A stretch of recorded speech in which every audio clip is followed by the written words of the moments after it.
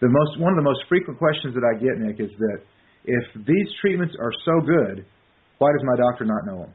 Mm-hmm. And that's a good question. It really is a good question. Yeah. So what I try to do in the book is explain the why. Well, why does your doctor not know? So in order to do that, I have to go back to the Flexner report. Now, are you familiar with the Flexner report, Nick? I'm not. Okay.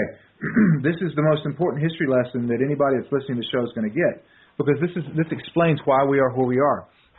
In 1910, the American Medical Association had undertaken a project to travel across the country and to rank medical schools and determine which ones were teaching sound medicine and which ones weren't.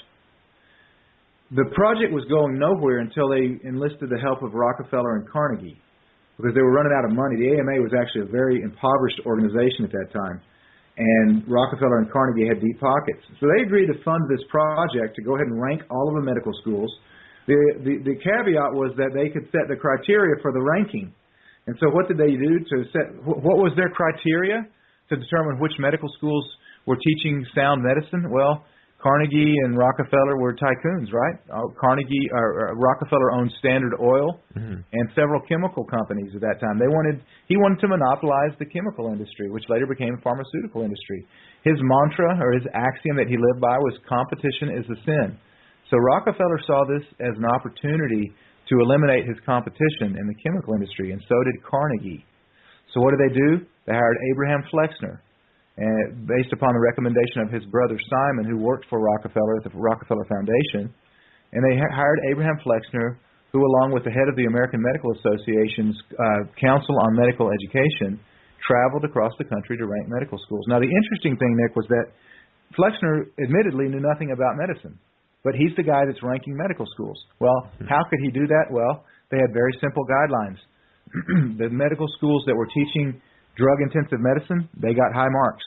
And the homeopaths and the chiropractics, the schools that were teaching homeopathy and chiropractic and naturalism and herbalism, they got low marks. In the end, Flexner submitted his report to the Carnegie Foundation, and eventually it made its way to Congress. And the AMA became the new gatekeeper for what was considered to be accredited medical education in the United States. And so what did this report do? It basically promulgated the pushing of drugs in medical school as sound medicine, because that was what was the predetermined outcome. Rockefeller and Carnegie wanted to monopolize the chemical industries, and they did that with the Flexner report. So now, based upon the Flexner report and its recommendations, those medical schools that were teaching drug-intensive medicine received funding from Carnegie and Rockefeller. In 1910, when the Flexner report was submitted to Congress, they were awarded $550 million, those medical schools that taught drug-intensive medicine. Now, in today's dollars, that's the equivalent of $20 billion of funding. Wow. So, of course, the medical schools that received the funding, they were the ones that lasted. And those medical schools that were teaching herbalism and homeopathy and chiropractic and were producing naturopaths, they fell by the wayside. And so now, because of that alliance between big business and the AMA 100 years ago, the only medical schools that are left are those that are teaching drug-intensive medicine, because one of the strings that was attached to the money is they had to continue teaching drug-intensive medicine to receive this funding back in 1910.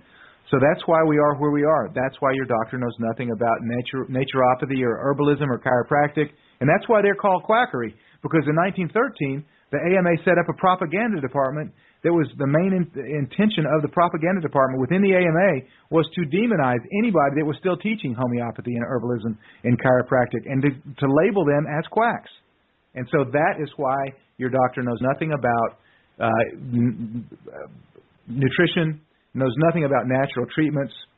That's why your doctor will call someone like me a quack, or someone like Dr. Nick Gonzalez a quack, or someone like Dr. Stanislaw Brzezinski a quack, because they've been taught to do that in medical school, because the medical schools are funded now largely by pharmaceutical money, and they were those medical schools 100 years ago received their funding from the Rockefellers and the Carnegies, and in order to remain on the good list with that money, in order to keep the funding coming, they had to continue teaching drug-intensive medicine.